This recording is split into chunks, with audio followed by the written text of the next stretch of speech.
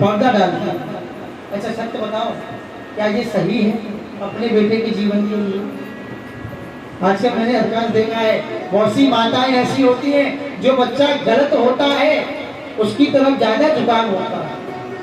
मेरी बात को कोई बुरा नहीं मानना ना, जो बच्चा घर में गलत है, जो बुरे कर्म कर रहा है, दुराचारी है, हर तरह का मांस मदिरा भक्षण भी करता है, काम भी गलत है, माता जी का झुकाव ज्यादा रहता है, प्रेम ज्यादा रहता है, जबकि होना चाहिए ऐसा नहीं होना चाहिए ना, क्योंकि आपने प्रेम नहीं किया, आपने मोह किया। कैसे भी इसको बचाओ, लेकिन वो बचाव करना धीरे धीरे, तो कहते हैं ना, एक झूठ को छुपाने के लिए लगातार लाखों झूठों का सहारा लेना पड़ता है, और वो झूठ धीरे धीरे मोह बन जाता है। यही गुणनिधि के साथ हुआ, धीरे धीरे उसकी माता छुपाती रही। अच्छा, आप अपने बेटे के पर्दा डाल रहे हो, जब पहले दिन तुम्हारा बेटा चोरी करके आया था, जुआ खेल के आया था, उस दिन पकड़ के आपने दोष को लगा दिए होते तो उसका आगे का जीवन सुधर जाता।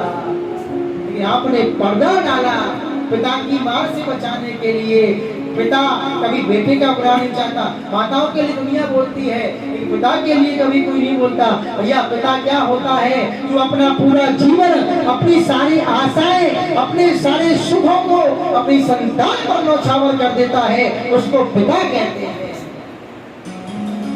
पिता की जेब में 100 रुपए पड़े हैं, उसको मालूम है कि मुझे पानी की बोतल प्यास लगी है, तो उसको मालूम है बेटे को खर्चा है, तो वो 20 वाली बोतल ना पी करके आगे लगी हुई है पर या प्याऊ से पानी पी करके अपनी प्यास बुझा लेता है। लेकिन अपने बच्चों के लिए उस 20 रुपए से कोई सामग्री घर लेके जाता है, उसका नाम है पिता। तो कहने के तात्पर्य, पिता बार बार पूछते, वो पर्दा डालती, बार बार पूछते, पर्दा डालती, ऐसे करके वो और बिगड़ गया। बढ़ेगा ना, दुराचार बढ़ेगा। माता ने कहा कि अभी बेटा बड़ा हो गया, उसका विवाह करा दीजिए, शादी हुआ हो जाएगा। तो यज्ञदत्त ब्राह्मण बोले कि भाई एक बात बताओ, मैंने आज तक अपने बेटे को देखा नहीं, बहुत दिन हो गए, बेटा मुझे मिलता ही नहीं, आप मुझे बेटे से मिलाती नहीं। अरे बोले क्या करूं, आप आते हो उससे वो निकल जाता है, अभी गया है। बोले कहाँ गया है? बोले बस कुछ उसके मित्र आए थे और वो बस कहीं पे विद्याधन चल रहा है, तो श्लोक पढ़ा रहे गुरु जी, वहां गया है। जबकि गया कहाँ था? मंत्रालय। ये होता है पर्दा। की नहीं, शादी हो गई, विवाह हो गया, घर में पत्नी आ गई। अब सोचो, आपने पिता को धोखा दिया वो ठीक है, लेकिन किसी की बिटिया को भी आप धोखे से ले आए, वो भी तो दुखी रहेगी ना। अच्छा, कौन पत्नी चाहती है कि उसका पति मदिरापान करे? चाहती है पत्नी? नहीं चाहती है, कोई नहीं चाहती। सब चाहती है मेरा पति स्वच्छ रहे, सुंदर रहे, ठाकुर जी का भजन भी करे, अपना समय से कमाए भी, समय से भजन भी करे, ठाकुर जी का सेवक भी हो और अपने कर्म को निर्वाह करने में पारंगत हो। ये चाहती है। हमारा विवाह भी हो गया, बेचारी वो भी क्या करे, वो भी समझाती है, माता समझाती, लेकिन नहीं मानी। एक दिन माता जी क्रोधित हुई, उन्होंने स्पष्ट कह दिया, बड़े गुणनिधि, अब मेरे हाथ से बात निकलती जा रही है। पिता रोज पूछते हैं, बोले राजा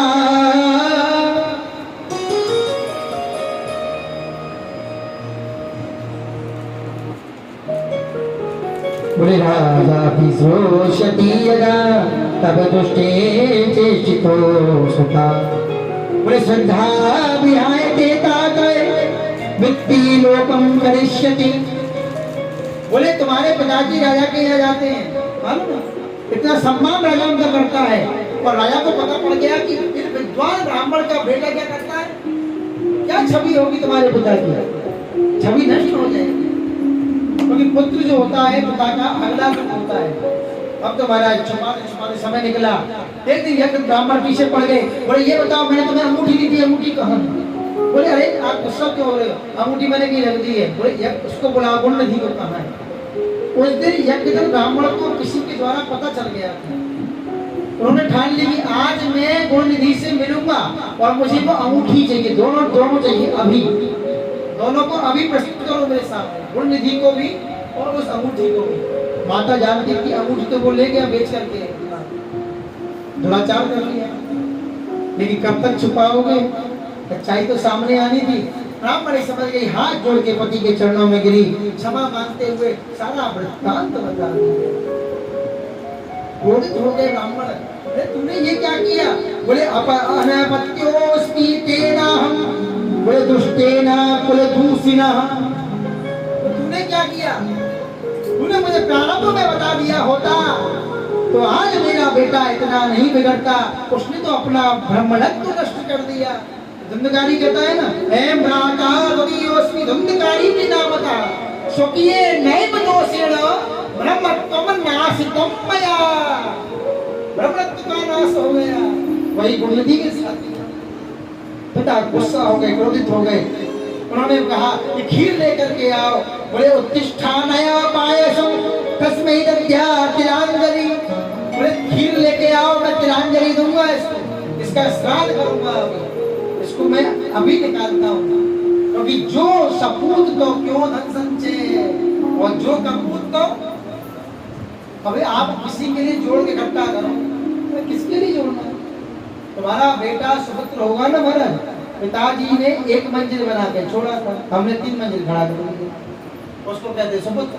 अब पिताजी छोड़ गए 4 कमरे, पता पड़ा आधा बेटे ने बेच दिया, तो वो सुपुत्र हुआ कुपुत्र हुआ? सुपुत्र वो होता है जो अपने पुरखों की संतति को बढ़ाए।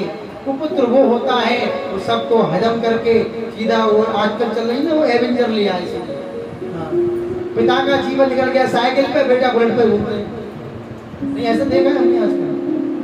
खेत विद्या क्या है? नहीं, उसको बढ़ाइए, पुरखों की संतति को बढ़ाए, उसको सुपुत्र कहते हैं। ये किसी को बुरा मानने वाली बात नहीं। अब तुम्हारा यहाँ जीते जी श्राद्ध कर दिया, पुण्य दी को पता चला, वो निकल के चला गया। बोले अब कुपुत्रात कुल पातनात, कुपुत्र के पैदा होने से कुल का नाश हो जाता है। पुत्र का अर्थ होता है ऊ नामक नरक से पिता का कल्याण करना। पुत्र भी जरूरी है, पुत्री भी जरूरी है, दोनों जरूरी हैं। ये मत सोचना कि बेटा ही जरूरी है। बेटा इसलिए चाहिए कि तुम्हारा वंश वृद्धि हो, कन्या इसलिए चाहिए कि तुम्हारे संसार से तुम्हारी मुक्ति हो। क्योंकि जिस पिता ने कन्यादान नहीं किया उसको भी देवता स्वीकार नहीं करते, जिसके पुत्र नहीं है उसको भी देवता स्वीकार नहीं करते, जिसके जीवन में भजन नहीं है, गुरु नहीं है, जिसने गुरु दीक्षा नहीं ली उसको भी देवता स्वीकार नहीं करते। एक बार क्या तो गुरु की उम्र नहीं होती। तुम सोचो सफेद दाढ़ी वाले हो, बड़े बड़े बाल हो, 4-5 बॉडीगार्ड हो, लंबी हाइट हो, सफेद ही कपड़े पहन के घूमे, उनको ही गुरु बनाए, ऐसा कुछ नहीं है। सुखदेव जी कितने साल के थे? 16 वर्ष। जब वो सभा में पधारे थे तो बड़े बड़े विद्वान लोग, उनके स्वयं व्यास जी, पाराशर जी, बड़े बड़े विद्वान खड़े हो गए थे। क्यों? ज्ञान की कोई उम्र नहीं होती, गुरु की उम्र नहीं होती। हमारे बाबूजी बैठे हैं अग्रवाल जी, जब इन्होंने दीक्षा जिनसे ली है वो छोटी देखे इन्होंने बता रहे थे, क्योंकि आप ज्ञानी हैं, आपने बड़े बड़े विद्वान में कला सुनी है और पहली बार ग्वालिया ब्रजवासी की सुनना है बैठ के सामने। बोलो राधे राधे। हाँ, तो उम्र नहीं होती। गुरु जहाँ भाव सुविधा जहाँ से कुछ मिले उससे दीक्षा लेनी चाहिए, जो हमसे मिल सके, हमारा कल्याण करे। अब तो महाराज तिलांजलि यदि निकाल दिया और